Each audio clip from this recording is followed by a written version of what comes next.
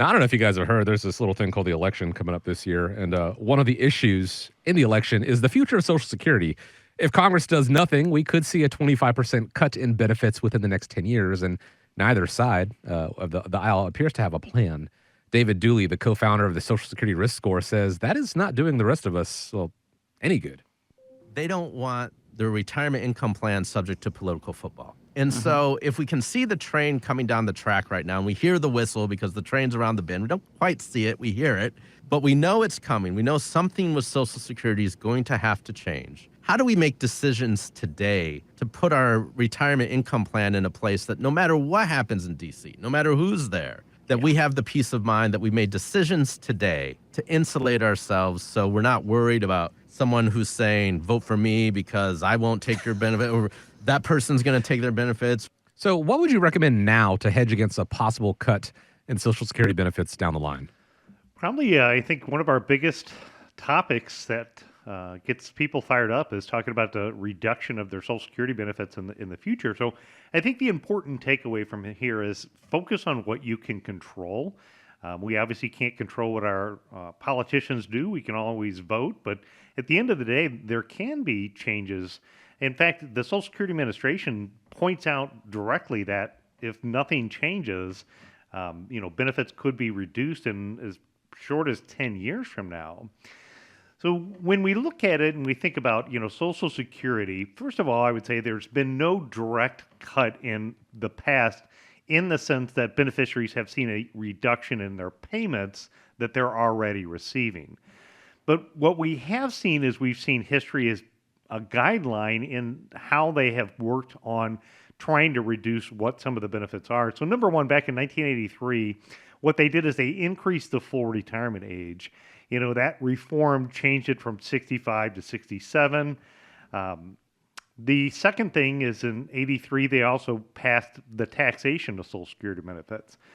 So somewhere between 50 to 85% of somebody's Social Security benefits can be taxable.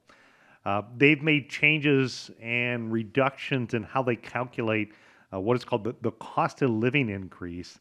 They've changed a little bit of that methodology. They've looked at things like a mean testing for future proposals and how that could impact them. They've made changes on what spouses can do as well as survivor benefits. Some of the strategies began to get phased out in 2015, reducing some of the strategies available for married couple.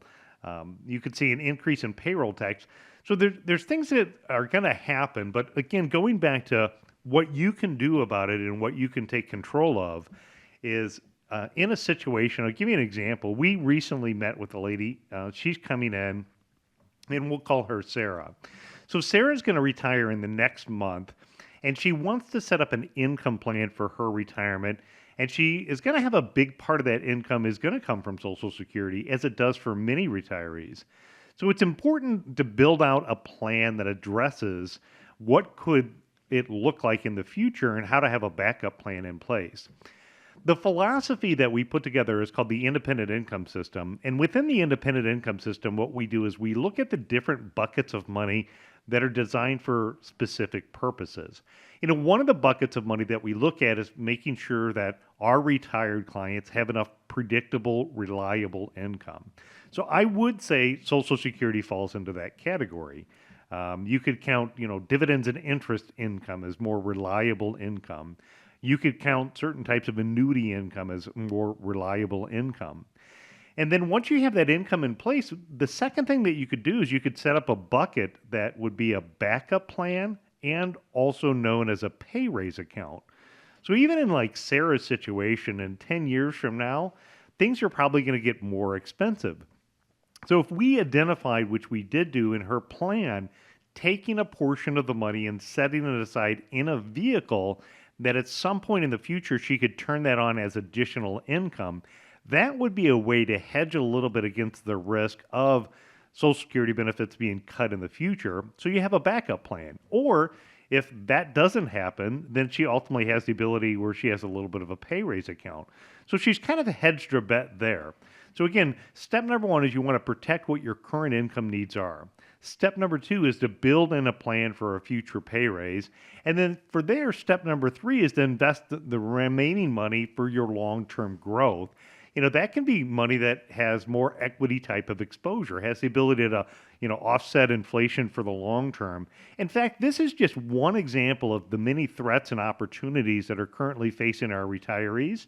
And coming up on October 15th, I'm going to dive deeper into this topic at our Mansey's Italian Grill. We're having a dinner October 15th.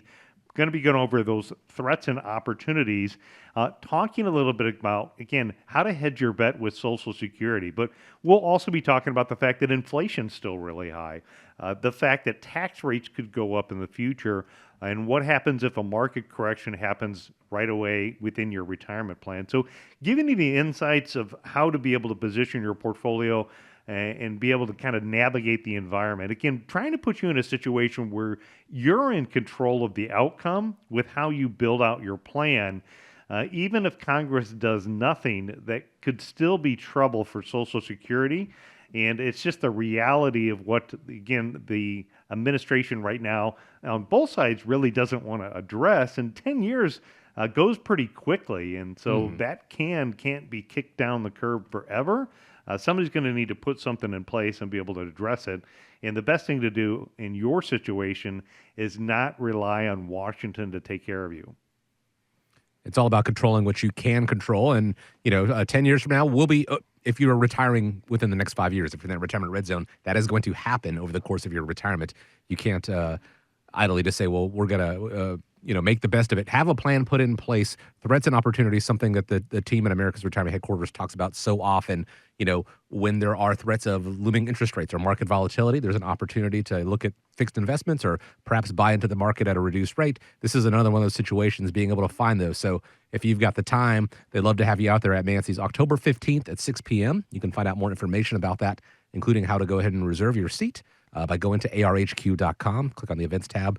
And as we always say, if you can't make that, or if you want to just go and skip the line, you can do the same thing. Reach out to the team right now, schedule a time to speak with them, arhq.com, or give a call, 419-794-3030.